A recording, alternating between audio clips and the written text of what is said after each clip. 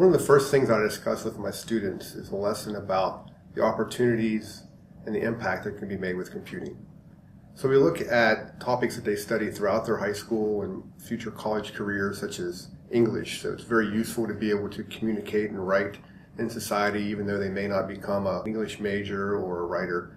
It's also very useful for them to be able to understand how the world works in terms of science and mathematics, even though they may not become a scientist or mathematician. So we think the same is true also with computer science. So as technology becomes more prevalent in the daily lives of our students, it's very useful for them to know how these things work. So we pick the context here, in this case, of some famous Alabama authors and scientists. So we have Harper Lee here, who wrote To Kill a Mockingbird, and we also have George Washington Carver, a famous scientist. So these are also ways just to try to engage the class and ask them if they can remember some of these writers and scientists from other classes that they may take. So we also then talk about computer science and how we feel that it's very important for students to understand computer science in the same way. So being able to understand how a packet makes it through the internet, or how other types of technology works at a more deeper level than what they may be accustomed to in other classes. So as Hadi Partovi mentions often in some of the code.org videos, that today's student should have a deeper understanding about computing and how to, for example, dissect an app or understand how the internet works, as much as they're understanding how to dissect a frog in biology.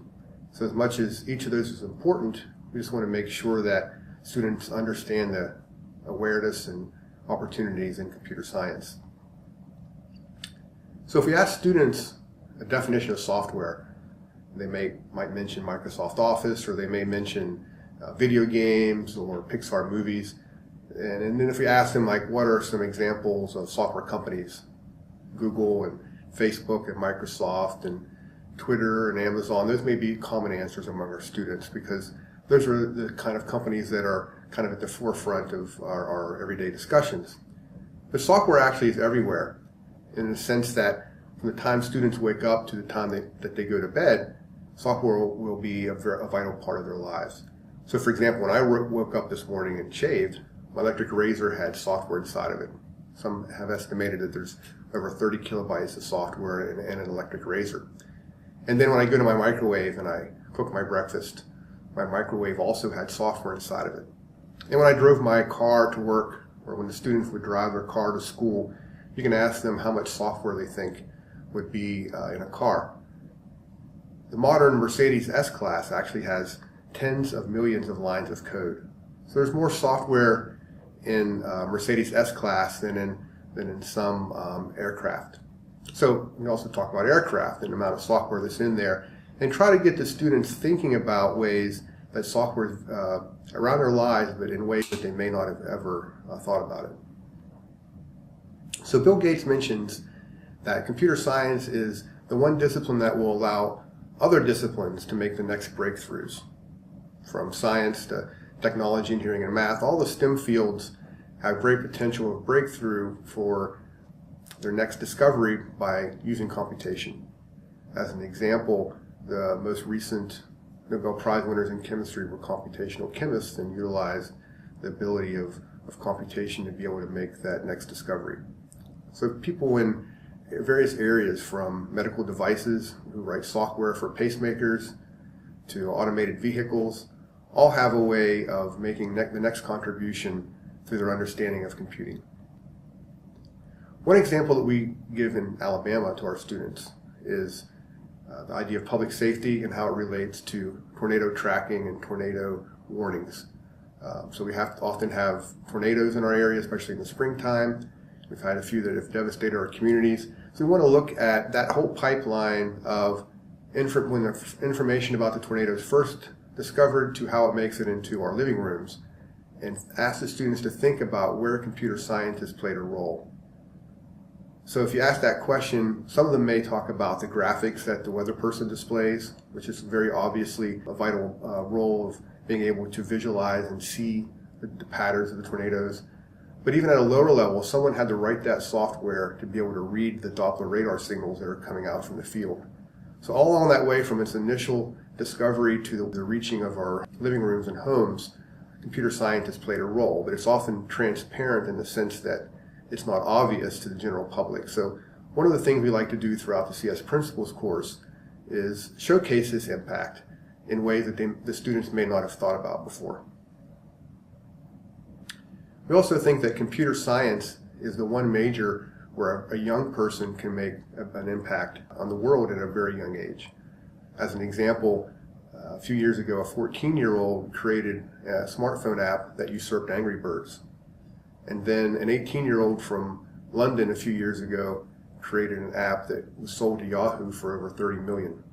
So it's very rare to be able to make that kind of impact at any age, yet alone at a young age. So often we mention to our students that it's very possible to make an impact at a young age compared to being in your 40s or 50s to make that stride in your career.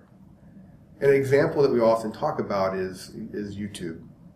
So we describe how just 3 creative thinkers were able to create, within just a year or two, a company that they sold to Google for over $1.6 billion. So an idea just above a small office, above a sushi restaurant, to creating a $1.6 billion company in its buyout is not something that happens every day. But with technology, if students can combine creative thought with technical skill, those things are possible. So we not only discuss the financial gain, the $1.6 billion of the buyout, but the satisfaction that can come from this. So being able to create something that millions of people use every day, the billions of hours of YouTube videos watched, and often, sometimes just for social needs or for pleasure, but also often for information and for other kinds of needs. One thing that we do also in terms of contextualizing the learning experience is discuss role models from our own community. So you might want to investigate and find out various role models who come from your area, your state, or your city, and present them to your students as inspirations. So 2 people that we often describe in Alabama would be the CEO of Apple, Tim Cook, who's from Alabama, as well as Jimmy Wales, who's the founder of Wikipedia. So Jimmy Wales created Wikipedia, which is one of the top 10 most used websites in the world, from our own community.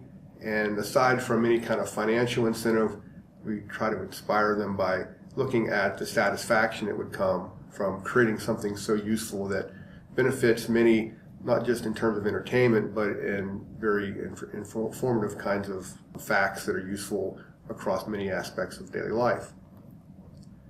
Another way to contextualize this is to reach out to the young women in your class, and by inspiring them to look at leaders in IT who are women.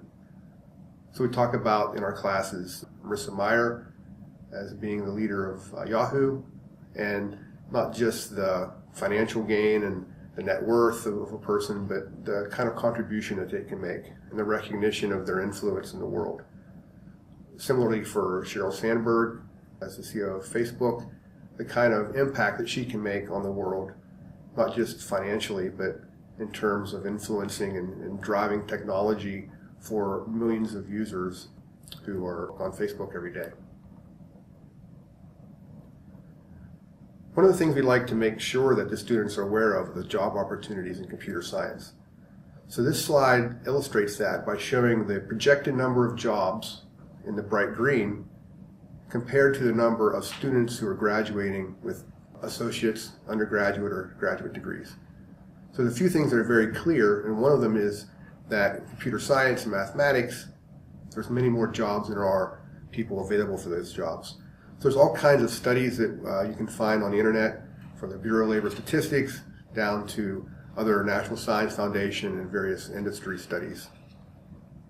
I did my own study by going to the Bureau of Labor Statistics website at bls.gov, and I entered a query that would find for me, if you can see here on this table, jobs that had a high level of growth, very nice salaries, and could be achieved with just an undergraduate bachelor's degree.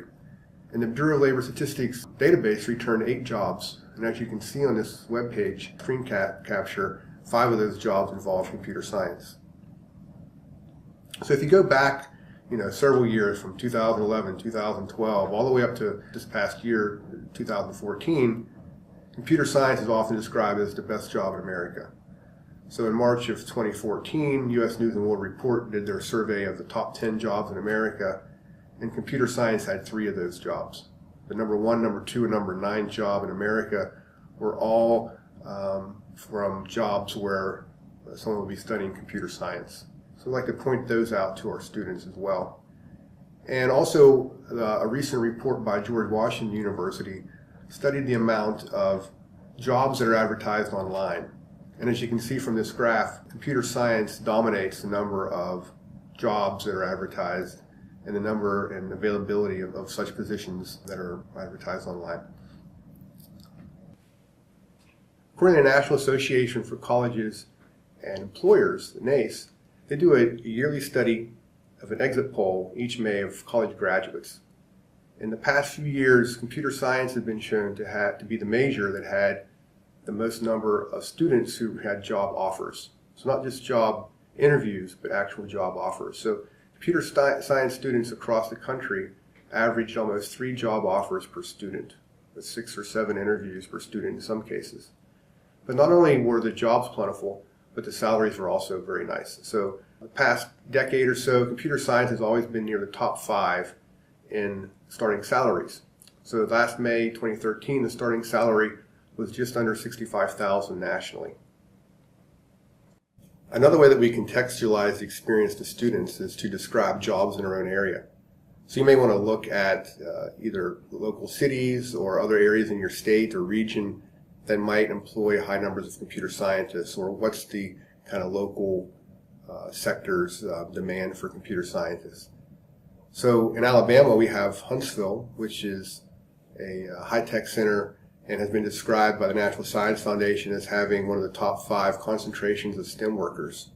And the number of computer science majors there is very high. It's a somewhat small city of over 200,000, but the concentration of computer scientists and others working in STEM is very high. Also in Huntsville is the Cummings Research Park, which is the 2nd largest research park in the United States, second only to the Research Triangle in Raleigh-Durham. And we point these opportunities out because students sometimes would like to stay home when they complete their degree. So showing that students can have a degree in computer science and stay fairly nearby and work in a high-tech area, we think is very appealing to some of our students. Another way to show the local impact is to go out to the NCWIT website. And NCWIT looked at every state and found the number of job opportunities in each state in computer science. And in Alabama, we actually have a very broad need. So as you can see on this slide, for our state, we're barely meeting half of the production need for new workers in computer science. So the production of undergrads and graduates each year, according to NCWIT, is under half of what we need in our state. So these are things that you could do for your own state. This is just an example for Alabama that we use, but it might be useful if you're considering this type of a lecture or lesson for your class early on to prepare something that addresses your own students' needs in terms of the context in which you might be living. So this lecture we often give early on just to show what's available in computer science, the opportunities. Even if they decide not to become computer scientists, understanding how computer science will have an impact in whatever they decide, another STEM area or in finance. A very important big idea of CS principles is that of global impact. So we'll be talking about that cross-cutting idea throughout several of the other lectures. And hitting that early on, I think, will show the students the value of understanding computer science in a way that they may have never considered before in some of their other classes.